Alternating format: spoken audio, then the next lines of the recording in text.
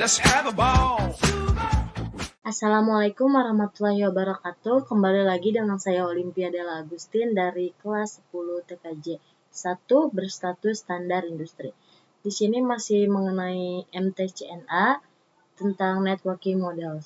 Di networking model ini kita akan mempelajari 4 materi. Yang pertama ada konsep, kedua TCP/IP model, ketiga encapsulation dan decapsulation, dan yang terakhir ada OSI layer. Di pembelajaran pertama ini yaitu tentang konsep. Konsep adalah sebuah jaringan komputer mengacu pada perangkat komputasi yang saling terhubung, serta dapat bertukar data dan saling berbagi sumber daya satu sama lain. Untuk terjadinya proses bertukar data tersebut diperlukannya aturan yang mendefinisikan bagaimana kumpulan komputer agar bisa saling berkomunikasi. Nah, aturan tersebutlah yang disebut dengan networking model. Jadi, bagaimana setiap vendor dapat saling berkomunikasi dengan open standard networking model yang tersedia. Untuk saat ini, open standard networking model yang tersedia dan terkenal ada dua, yaitu TCP/IP model dan OSI model. Kita ke konsep yang lain. Di sini ada Beaufort Open Networking Model Exit. Jadi di sini setiap vendor membuat networkingnya sendiri. Yang pertama, contoh yang pertama ada pada tahun 1974 IBM membuat sistem arsitektur network atau disebut SNA. Lalu datanglah sebuah permasalahan, setiap vendor tidak bisa saling berkomunikasi. Jadi diadakannya all vendor use same networking model which is TCP/IP. Setiap vendor membuat networking model TCP/IP yang membuat vendor-vendor bisa berkomunikasi lagi dengan lancar. Di sini juga ada open networking model. Yang pertama ada OSI model. OSI model dibuat oleh International Organization for Standardization, yaitu ISO. Dan ada juga TCP/IP model. TCP/IP model dibuat oleh US Department of Defense atau DoD. Kita lanjut ke pembahasan selanjutnya, yaitu TCP/IP model. TCP/IP model merupakan jenis networking model yang saat ini aman digunakan. Jadi TCP/IP itu mendefinisikan suatu protokol agar antar komputer, utamanya yang berbeda network, itu bisa saling komunikasi. Nah, untuk membantu dalam memahami, setiap networking model itu dipecah menjadi bagian-bagian kecil yang disebut sebagai layer. Secara dokumentasi, TCP/IP model terdiri dari 4 layer. Ini dia. Yang pertama ada network access, kedua ada internet, ketiga ada transport, dan yang terakhir ada application. Namun, penerapan dalam real network, TCP/IP model lebih mudah untuk dibagi menjadi 5 layer. Yang di sebelah sini kalian bisa lihat, yang pertama ada physical, kedua data link, ketiga network, keempat transport, dan yang terakhir ada application. Kita lanjut ke pembahasan selanjutnya, yaitu TCP/IP application layer. Application layer berfungsi sebagai antarmuka dengan aplikasi, mengatur bagaimana aplikasi dapat mengakses jaringan, dan kemudian membuat pesan-pesan berskala. Di antara contoh service dari application layer itu seperti HTTP, POP3, SMTP, IMAP, SSH, dan lain sebagainya. HTTP itu digunakan ketika kita mengakses suatu web server. Di sini ada gambar ilustrasi saat kita mengakses suatu web server. Kita lanjut ke pembahasan selanjutnya, yaitu TCP/IP Transport Layer. Fungsi dari Transport Layer adalah menyajikan atau memberikan service ke application layer atau transfer data. Untuk Transport Layer terdapat dua protokol yang sering digunakan, yaitu TCP dan UDP. TCP digunakan untuk IP karena support error checking-nya. Sedangkan UDP digunakan untuk video streaming, games, dan aplikasi lain yang membutuhkan kecepatan data. Salah satu mekanisme yang disediakan oleh transport layer, khususnya pada TCP itu adalah error recovery mechanism. Di sini ada gambar ilustrasi dari TCP error recovery.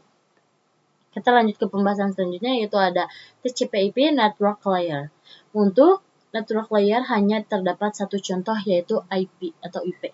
Dan IP menyediakan dua fitur yang sangat penting, yaitu addressing dan routing, yang di mana berfungsi untuk menangani konektivitas dan pemilihan jalur. Setiap perangkat jaringan memerlukan alamat untuk di jaringan. Yang pertama ada addressing. Jadi kalau yang addressing itu bahwa IP address itu sendiri, yaitu memberikan nama pada perangkat di jaringan komputernya. Yang kedua ada routing. Routing salah satu fitur yang disediakan pada IP di bagian network layer yang bekerja layaknya kantor pos, mencari route tercepat untuk sampai tujuan. Di sini ada ilustrasi gambar dari yang routing. Ini misalnya dari tempat A ke pos 1, pos 2, dan address A, tujuan terakhirnya dengan cepat. Dan ini juga ada yang dari tempat B sampai ke address B. Kita lanjut ke pembelajaran selanjutnya, yaitu TCP/IP, Data Link Layer, dan Physical Layer. Data Link Layer mendefinisikan protokol yang dibutuhkan pada Physical Layer. Salah satu fitur pada Data Link Layer ialah FCS atau Frame Check Sequence, yaitu error detection. Mekanis hanya mendeteksi error tanpa recovery. Addressing yang digunakan pada data link layer adalah MAC address. Physical layer mendefinisikan cabling pada suatu jaringan komputer, mendefinisikan secara fisik apa yang digunakan untuk menghubungkan antar device. Kita lanjut. Ini materi selanjutnya yaitu encapsulation dan decapsulation. Encapsulation itu adalah sebuah proses membungkus data dengan header pada data di setiap layernya. Adapun decapsulation maka itu sebaliknya dari encapsulation ya teman-teman. Di sini ada gambar. Ini yang encapsulation atau sender, dan yang ini yang decapsulation atau receiver. Kita lanjut ke materi selanjutnya, yaitu OSI model konsep. Untuk saat ini, model yang sering digunakan hanya TCP/IP, karena untuk dari sisi perkembangan protokolnya, modelnya, TCP/IP lebih dominan dibanding OSI layer. Namun, OSI layer biasa dipelajari karena mudah difahami. Sebelum networking model ada, setiap vendor membuat atau memiliki networking modelnya masing-masing. Karena setiap vendor memiliki networking model yang berbeda-beda, maka komunikasi antar vendor sulit dilakukan. Jadi usaha untuk membangun suatu jaringan komputer sangat gede atau sangat besar. Banyaknya vendor tadi itu, bagaimana upaya agar tetap bisa berkomunikasi dengan baik antar vendor satu dengan vendor yang lainnya. Oleh karena itu, dibuatlah sebuah model atau sebuah standar atau spesifikasi minimum oleh ISO International Organization for Standardization pada tahun 1984, yaitu dengan nama OSI, Open System Interconnection, atau bisa juga disebut OSI 7 Layer Model.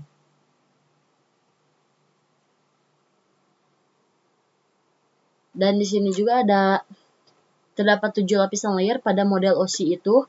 Yang pertama ada application layer, kedua presentation layer, ketiga session layer, keempat transport layer, kelima network layer, 6 data link layer, dan yang 7 ada physical layer. Lower layer berkaitan dengan user interface, data formatting, dan communication season 1-4. Dan juga upper layer berkaitan dengan bagaimana data itu mengalir dari 5-7. Sekian video pembelajaran kali ini. Maaf bila banyak salah dan kekurangan kata. Wassalamualaikum warahmatullahi wabarakatuh.